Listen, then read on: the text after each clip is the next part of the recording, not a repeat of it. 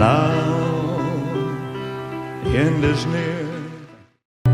My friend, I'll say it clear. Madalas sa panonood natin ng mga artists o singers dito sa YouTube o sa ibang platform man, may hinahanap tayong katangian ng isang mga awit na sa tingin natin talagang malayo pang mararating at kayang makipagsabayan sa mga sulok ng mundo. Diyan papasok ang ating idol, the magnetic icon, Jerome Bardone.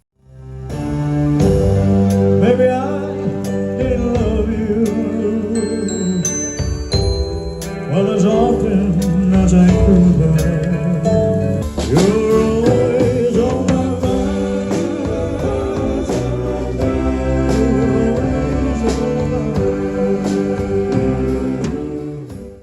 Si Jerome Bardone ay nakilala bilang isang contestant sa The Clones, Eat Bulaga TVJ, kung saan ginulat niya ang mundo sa kanyang napaka-unique na talent sa pagkanta.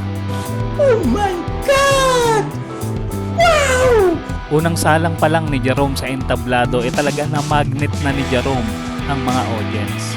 Tipong na-shock sila dahil sa pakiramdam nila ay nabuhay ang King of Rock and Roll, Elvis Presley.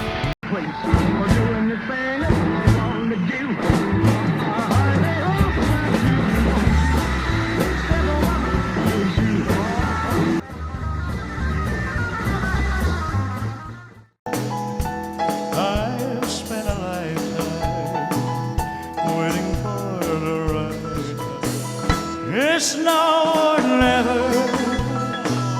Come hold me tight. Kiss me, my darling. Be mine tonight. Sa kasamang palad, hindi si Jerome ang nanalo sa paligsahan. Pero bibilib ka talaga dito kay Jerome. Bakit?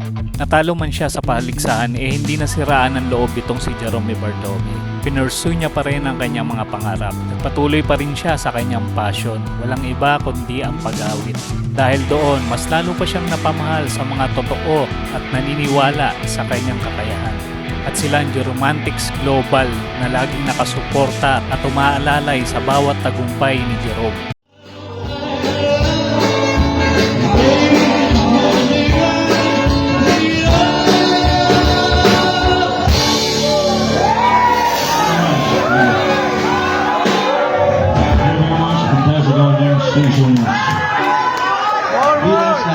I wanna hold your hand.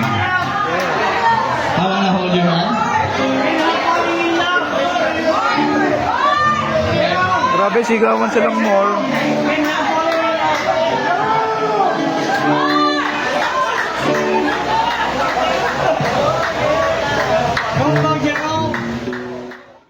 Ika nga ni Jerome, wala siya sa kanyang kinalalagyan kung wala ang suporta ng kanyang mga tagahanga. Alam mo ba, itong si Jerome at ang kanyang mga ka-Jeromantics ay nagbabahagi rin ng blessings sa ibang tao.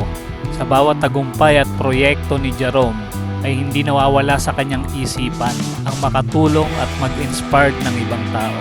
Kaya kung ako tatanungin mo katropa, itong si Jerome Bardone para sa akin ay isang tunay na superstar.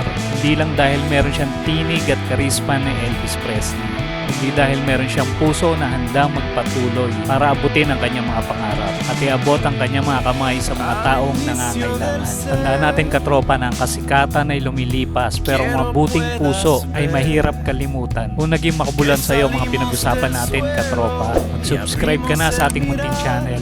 Sama-sama nating suportahan ang talentong Pinoy. This is Glenn Martires TV. Peace out. Kiss me quick while we still have this feeling.